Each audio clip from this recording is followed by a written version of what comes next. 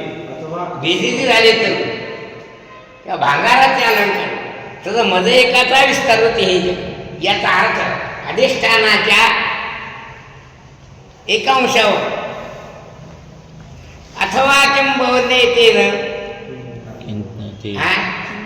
किं ज्ञातेन तवार्जुन विष्टभ्यामिदं सर्वं एकांशेन स्थितो जगत्. आता अधिष्ठानाच्या एका अंशावर हे जगत आहे आणि त्याने हे सगळं जग व्यापलेलं आहे.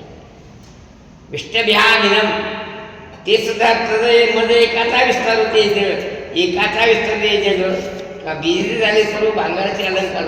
दृष्टांत काय सांगतात की माझी व्याप्ती संपूर्ण विश्वात आहे.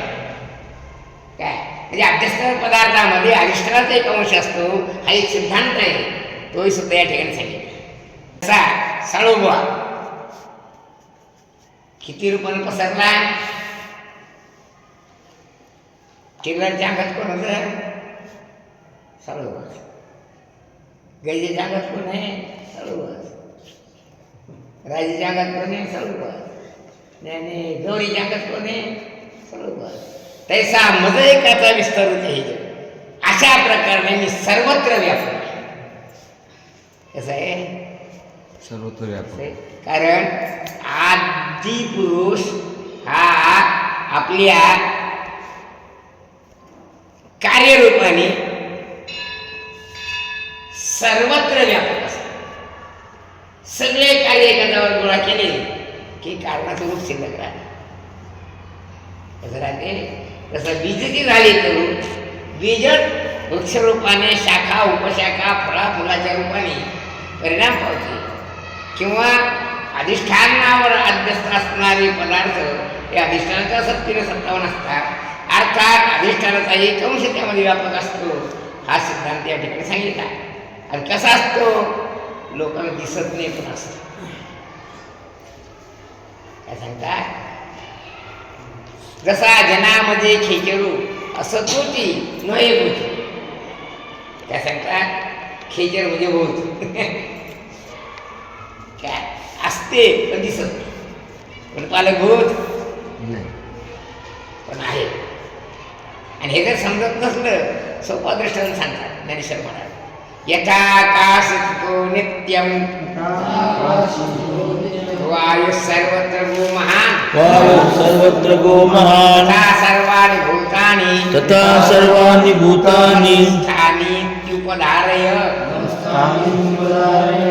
जसं आकाशात वायू राहतो दिसतो काय? नाही. त्याप्रमाणे माझ्या ठिकाणी सर्व प्राणी मात्र भूतानी म्हणजे सर्वांनी भूतानी तथा म्हणजे त्याप्रमाणे.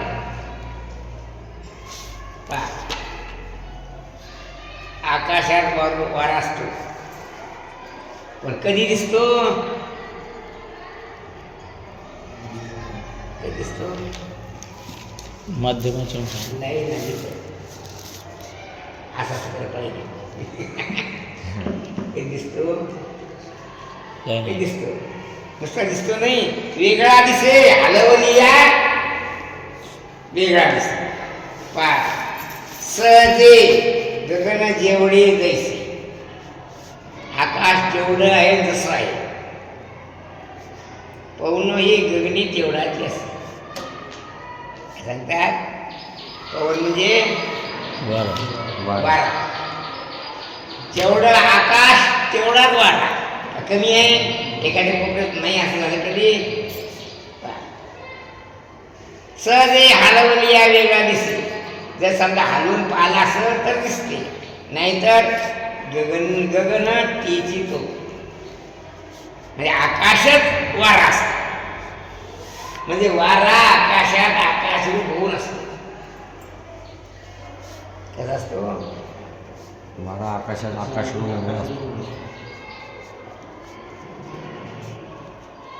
जसा उद्या घरी गेला की घरात घर रूपानं राहतो. पाहुणा म्हणून नाही राहत.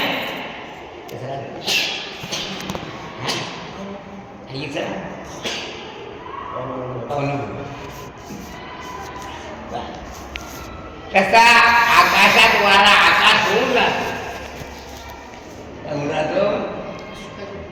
जशी कोंबडी घरात राहते पण ढोरे होऊन राहते, बरोबर नाही.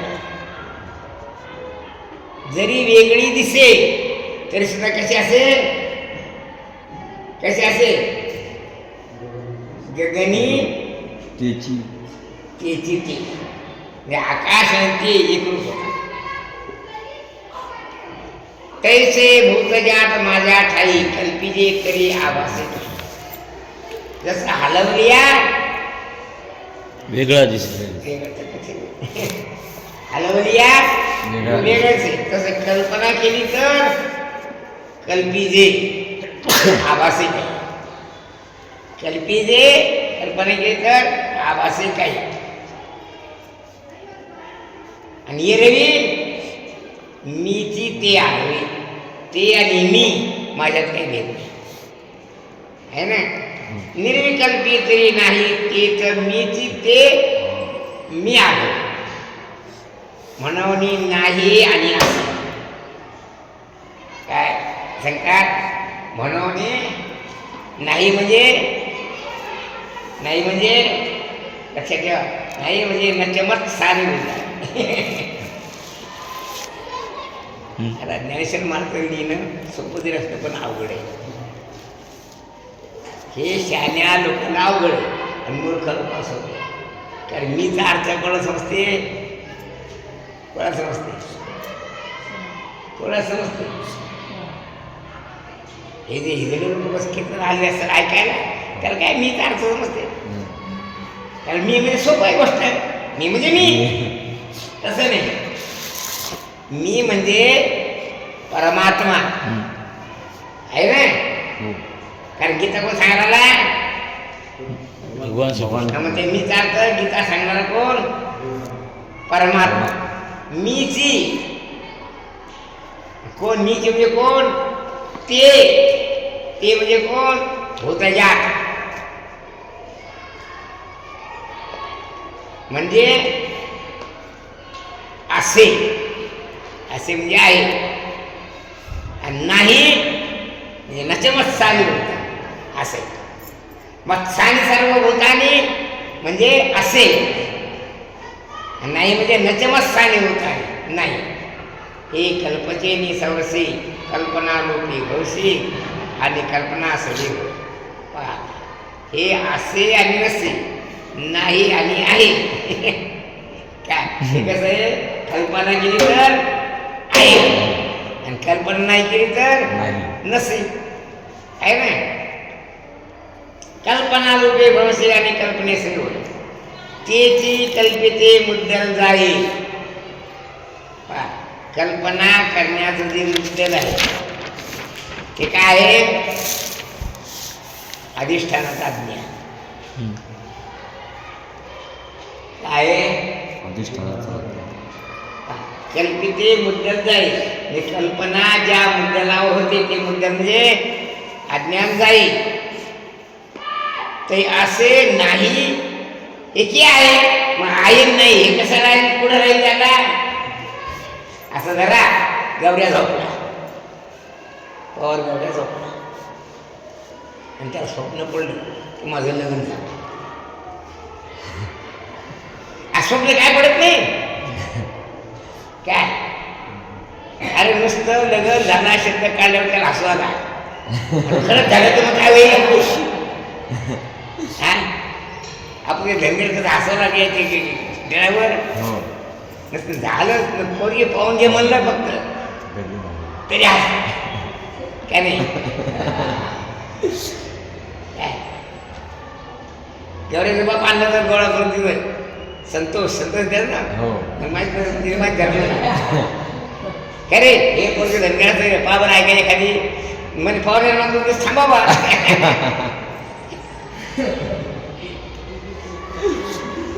काय झालं काय झालं समजा असं जरा तयारी झाला कुठं कुठं तयार म्हणून गेला कुठं स्वप्नात झालं. हसवाला उड्या मारायला लागला. आता आपलं लग्न आहे, आता आपलं लग्न आहे, आता आपलं लग्न उड्या मारला. असं झालं आणि थोड्या वेळ निरोध झाला ती पोरगी मेली. लग्न झालं पोरगी मेली. लग्न कुठे झालं? स्वप्नात. मेली कुठं? स्वप्नात. लग्न झालं बरं वाटलं आहे का नाही. मेली रडायला. रडणं आणि हसणं कुठं? स्वप्नात. स्वप्न. आणि जागी झाल्यावर हेही नाही तेही नाही. काय झालं? काय झालं? हे नाही ती हे नाही. तेची कल्पिते मुद्दल आहे. ते असे आणि नाही एकी आहे. मग आहे नाही कुठे आलं हे? कुठे आहे? स्वप्न. आहे हेही नाही कारण आहे होतं ते सुद्धा स्वप्नच होतं. स्वप्नामध्ये कल्पना सुद्धा. आणि मी हे सुद्धा काय आहे? स्वप्न. आहे आणि नाही दोन्हीचं काय तर म्हणजे हे की आहे म्हणजे कुठे आहे ते? ते कल्पना भ्रमिष्ठपणा सांगतो काय नाही. म्हणून पुढे पाय ऐश्वर्य हा आमचा ऐश्वर्य त्यामध्ये. म्हणून तू या आहे आणि नाही या दोन्ही भावना टाकून दे. आमच्या प्रकृती पहिलीकडे भाऊ जरी कल्पने मिळणारशी पाहू तर माझी भूते भाऊ जी सर्व मी म्हणू. ऐसी प्रतिती बोध सागरी असा तू आलो घेतला नसते. तू आपण याची कल्लोळू एक कर. तू स्वतःला या आत्मस्वरूपाच्या याच्यामध्ये एक म्हणजे तरंगाप्रमाणे एक तू त्यात राहा. मग जवळ लागसे मग जवळपास चराचरी तर तू आहेस. काय तू या समुद्राचा एक अंग होऊन राहा म्हणजे तुला समजत हे सगळं आपणच होतं. म्हणजे माझा मी सर्व प्रपंच विस्तार कासया अंतर दुःखी करू कारण झालेला आणि मेलेला काय कोण आहे? रंग. मीच आहे. मत्तो नान्यत् किंचिदत्र अस्ति विश्वम सत्यम बाह्य वस्तू मायोपकृतम. हे जे दिसते बाह्य वस्तू हे सगळे मायेनं कल्पना केलेली आहे.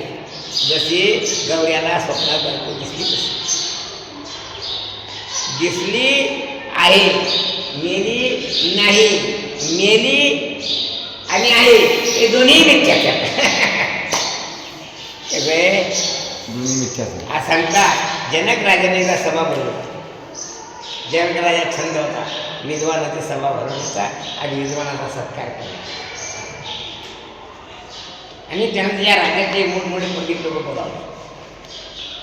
असं जरा राजाचा दरबार पूर्ण भरला. राजा उठून उभा राहिला आणि महाराज हे खरं का ते? हे काय ते काय काय नाही. सगळे पंडित लोक शिक्षित झाले. आता हे काय सांगू ते काय सांगा. हे कसं माझं झालं की मात्र तिला महाराज त्याचं नाव होतं अष्टावक्र. तो 8 ठिकाणी वाकडा होता. दादा ते उठून उभा राहिला आणि राजा हेही मिथ्या आणि तेही मिथ्या. हे म्हणजे दृश्यमान होणारा प्रपंच ते म्हणजे स्वप्नात पाहणारा प्रपंच दोन्ही कसे मिथ्याच. यथा स्वप्न प्रपंच माया मिया विलंबिता जागृत स्वप्न प्रपंचोपी मयी माया विलंबिता. स्वप्न प्रपंच माया कल्पित आहे तसा जागृत प्रपंच सुद्धा माया कल्पित आहे. हेही खोटं आहे हेही मिथ्य आहे आणि तेही मिथ्य.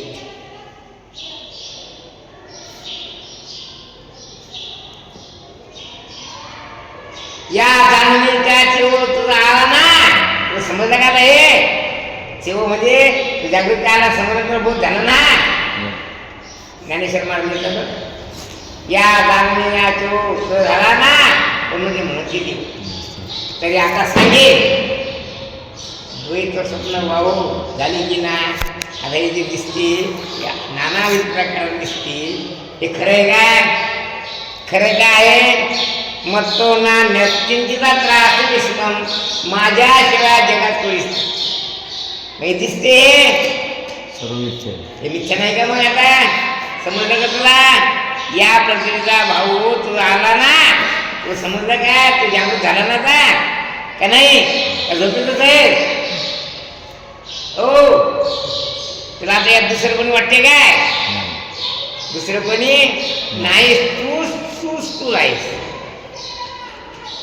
काय मग दुसरा? नाही. आता सांगे द्वैत स्वप्न वाहू झाले की ना? आता हे दिसते सगळं मिथ्या आहे का नाही? वाहू म्हणजे मिथ्या. तरी पुढं ते जरी पाळी लक्षात ठेव. घरी जाशील, बायको करशील आणि तुला विपायने चुकून अशी बुद्धी होईल काय, आणि तुला झोप येईल. म्हणजे आमचा हा जो बोध आहे, कोणता बोध आहे? जैसे स्वप्न. कोणता बोध आहे? अद्वैत आत्मबोध. कोणता बोध आहे? आम्ही तुला या जगात तुझ्याशिवाय कोणी जे सांगितलेलं आहे ते उद्या घरी जाशील, बायको करशील आणि तुझी बुद्धी भ्रमिष्ट होईल.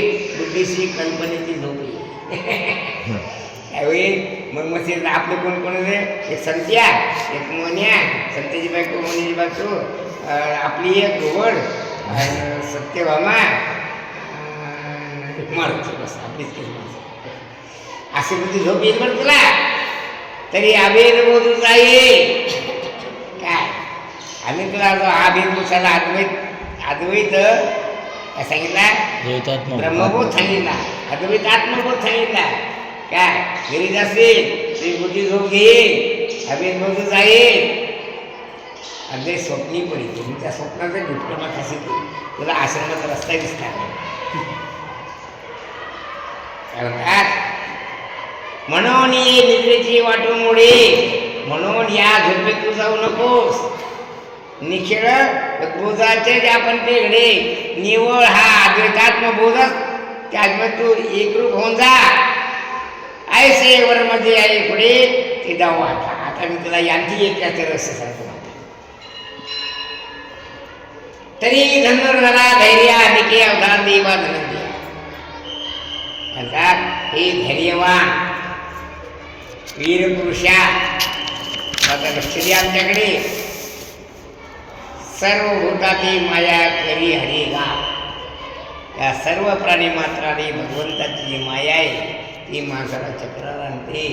म्हणून आम्ही सांगतो ऐके रे मना तुझं सांगे रे पुन्हा. इंद्रियाच्या राना जाऊ नको प्राणांती. इथं मर, त्या राना जाऊ नको. कारण किती दिलं तर त्याला कमीच. बहुदूर भरती ताटा तुझं खातील सर्वथा. म्हणून आता ऐका माझे सांगणे. आयुष्याचा होय नाश तिची पूर्वण करता करता आयुष्य समाप्त म्हणते. राहे संचलीसी आस कारण जन्मास तिची होय पुढती. म्हणून आम्ही सांगतो सर्वभूतानि कौंतेय, सर्वभूतानि कौंतेय यान्ति मामकाम्, प्रकृतिं यान्ति मामिकाम्. कल्पक्षये पुनस्तानि, कल्पक्षये पुनस्तानि कल्पादौ विसृजाम्यहम्. कल्पादौ विसृजाम्यहम्. असा श्लोक मागे झाला का पुढं? त्याला काय कुठं झालं? हात अर्थ करतील बाई. अव्यक्तादीनि भूतानि सर्वभूतानि कौंतेय प्रकृतिं यान्ति मा कल्पक्षये पुनस्तानि. पुनस्तानि म्हणजे पुनस्तानि व्यक्तमध्ये आणि भारत पाहून घ्या. जे नाव गा प्रकृती. प्रकृती म्हणजे ज्यापासून विकृती उत्पन्न होते तिचं नाव प्रकृती. विकृती म्हणजे कार्यवर्ग. सांख्यशास्त्रामध्ये कार्यवर्गाला विकृती म्हणतात. आणि ज्याच्यापासून कार्य उत्पन्न होते त्याला प्रकृती म्हणतात. प्रकृती प्रधान माया हे सांख्यशास्त्रकारांचे शब्द आहेत. जे नावगा प्रकृती ती द्विविधा सांगितलेली. दोन प्रकारची प्रकृती आम्ही तुला सांगितली का नाही? कुठे सांगितली? सत्यात जीवभूता महाबाहो महाभूतान्यंकारो बुद्धिरव्यक्तमेव च अहंकारमिति यम्मे भिन्ना प्रकृतिरष्टदा अपरेयमितस्वन्यां प्रकृतिं विद्यते पराम. दोन प्रकृत्या परा आणि अपरा प्रकृती त्या मागामध्ये 7व्या अध्यायात सांगितलं का नाही. हो. मासं पूर्वानुसंधान ज्ञान धरलं तिथले विषय चांगले समजतात. पहा एकी अष्टदा वेद व्यक्ती दुधी जीवन हा प्रकृती विको आगवा किंवा मागा परिसराशी पांढरा. त्या प्रकृतीचा विषय तू मग ऐकलेला आहे, 7व्या अध्यायात ऐकलेले. म्हणून असं काही सांगावं. आता पुन्हा डबल सांगायची गरज नाही. काय म्हणले आता पुन्हा डबल काय सांगावं. तर ये माझी प्रकृती महाकल्पाच्या अंती. ही जी माझी प्रकृती आहे, अष्टदा प्रकृती, याचे 2 प्रकार आहेत पुन्हा. एक मूल प्रकृती, एक स्थूल प्रकृती. अनादि निर्गुण माया ही मूल प्रकृती, म्हणजे ईश्वर कल्पित प्रकृती ही मूल प्रकृती, जीवकल्पित प्रकृती ही स्थूल प्रकृती. तुला ज्ञान मूलाज्ञान असे 2 प्रकार आहेत. रजू सर्पाचा जो अध्यास होतो त्याला कारण तुला ज्ञान, आणि जगाचा जो अध्यास होतो त्याला कारण मूलाज्ञान. अनादि मूळ माया काय म्हणतात तिला, मूळ माया म्हणजे मूळ माया तोल माया असे 2 प्रकार.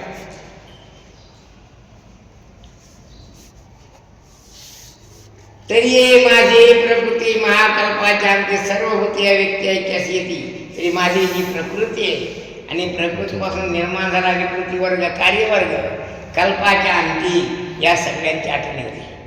आणि सगळे प्राणी मात्र प्रकृती स्थानिक असे प्रकृतीच्या स्वरूपामध्ये विलीन होता. कसे होता विलीन. ग्रीष्माच्या अंती. ग्रीष्म म्हणजे उन्हाळ्याचा ऋतू. उन्हाळा असे ग्रीष्म ऋतू आहे. ग्रीष्माच्या अंती म्हणजे उन्हाळ्याच्या शेवटून महाबीजे सबीजे तुणे जैसी मागुती भूमीशी सुलिनी. काय उन्हाळा सुरू झाला म्हणजे ग्रीष्म ऋतू पूर्ण झाला, काय रस रस जीव करायला लागला, पाणी पाणी करायला लागला, रसमध्ये पाणी येत नाही. त्यावेळेला पृथ्वीवरचे सगळे गवताचे बीज जमिनीत लीन होतात. दाखव पुढे गवतात काय म्हणतात. का वासे ढेंडे फिटे. वर्षा ऋतू सुरू झाला, दंडी वाजली मेघाची वरून. जेव्हा शारदीचा अनुगुण फुटे तेव्हा घनजाट आते गगनीची गगनी. ना तरी आकाशाच्या खोपी वायू निवांत शिरूपी का तरंगता हरपी जळीजे. काय काय सांगतात. जसा आकाशाच्या खोपीमध्ये वारा उन्हाळ्याच्या दिवसात बंद होऊन बसतो, उकडायला लागते रात्री सुद्धा का नाही. किंवा पाण्यावर आले तरंग, वारं शांत झालं म्हणजे जळी जेवी लोपे हरपे, तरंग बंद होतात. तैसे प्राकृत प्रकृती मिळे कल्पक्षय. प्राकृत म्हणजे प्रकृतीपासून उत्पन्न झालेलं, आणि प्रकृती मिळेल म्हणजे कार्यवर्ग सगळा कारण वर्गामध्ये लीन होऊन जाते. कधी प्रलय वेळे.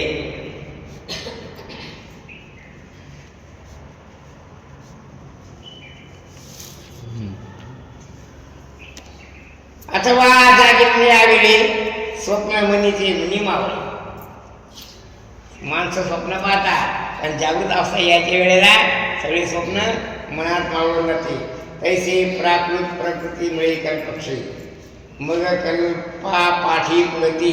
कल्पाचा म्हणजे सहस्रयुगपर्यंतम ते हो रात्र वेगवेगळा म्हणजे सहस्रयुगाची रात्र आणि सहस्रयुगाचा दिवस. सहस्रयुगामध्ये जे दिसते दिवसा ते रात्रीच्या वेळेला प्रकृती मिळे. आणि पुन्हा काय झालं, कल्पाचा उदय झाला की पुढती मी जी सृष्टी अशी वदंती असं लोक म्हणतात. हे आता ब्रह्मदेवानं उत्पन्न केलं म्हणजे ईश्वरानं उत्पन्नच म्हणतात, पण खरी परिस्थिती तरी ये विषयी निरुती उपत्ती ऐक. याबद्दल मी तुला सांगतो, ते लक्ष ठेव. किती वाजले.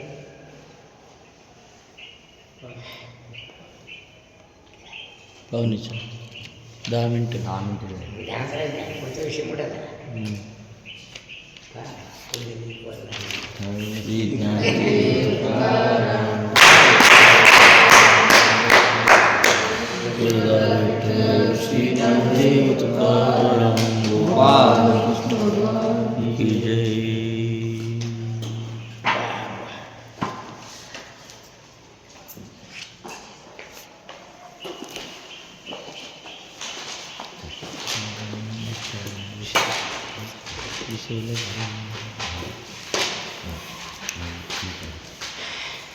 कोणतरी एक झाली ती पण डांबराचा वास घेऊन येते. डांबराचा वास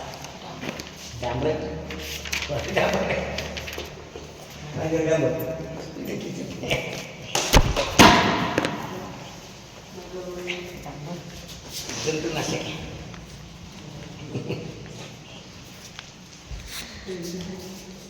जरा काय झाड जोडून पाणी निघाला ती टाकी